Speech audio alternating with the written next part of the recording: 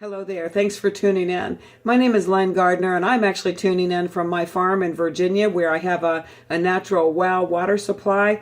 And you might be wondering, what does she know about water? But you know what? I've become somewhat of a water expert over the last few years. More importantly, I become an advocate for health, specifically, children's health. So when I hear about Flint, Michigan, I'm fighting mad. I hear about Flint, Michigan, I'm like a pit bull with lipstick. I want to go out there and fight for everybody there. What's been allowed to happen and what's been allowed to harm our people and the children is just horrific, and we should never tolerate that. But Flint, Michigan, the root of the problem there was a corrosive water issue where the water became so corrosive that the lead pipes leached out metals, and of course the rest is, will go on for generation to generation. It's horrible.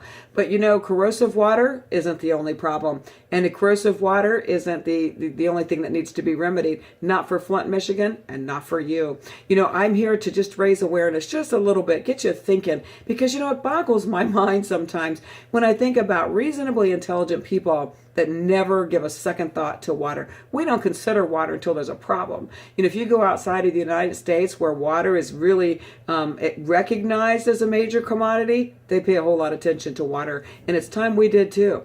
How can we possibly look at the wastewater treatment process, which is very complex, and this is not an attack on the people that run them, by the way, but how can we possibly look at the whole thought of the potable water that we have in our homes is recycled sewage. You use the facilities, you flush the toilet, it goes to the wastewater treatment plant where the solids are separated out from the liquids, at least most of them. The city of New York now allows for 20% solid human waste in the water supply. And then up to 300 legally allowable chemicals are added to sewage to make it potable. And we know that many of them are known to cause cancer. And yet, as long as clear liquid comes out of the kitchen sink and we can run a shower and flush a toilet, we're on autopilot. We have got to do something.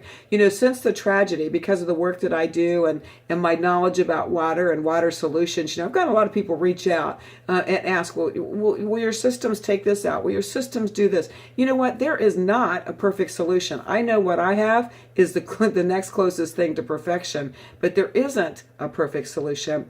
The only perfect solution, would be if we were to go to, Nordo, Germany, or Lourdes, France, Locote, Mexico, places, just a few places in the world where water comes forth in a perfect way for the human body, where there aren't chemicals, where there's active hydrogen, where it's alkaline, where it hasn't been treated, for us to access it. But you know what? We don't have access to that water.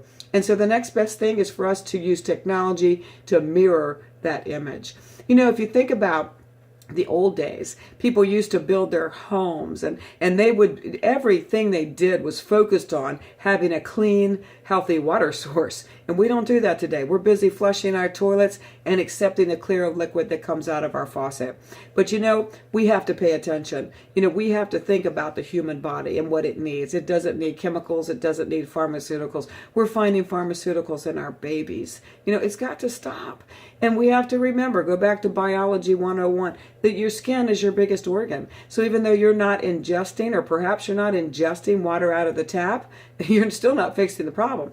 But imagine showering in it. Everything you're exposed to is absorbed into the human body. So we may not have a Flint-like catastrophe yet, but we all have a problem. And until you take a serious step to remedy that for yourself and your family, you're going to suffer long-term health issues too. So I hope you'll reach out to me. At least let me share with you a little bit more about the problems that you have and the solutions that I might be able to offer. Stop ignoring the problem for the sake of the next generation. My heart and prayers go out to Flint, Michigan. God bless you all, and reach out to me. Take care. Bye-bye.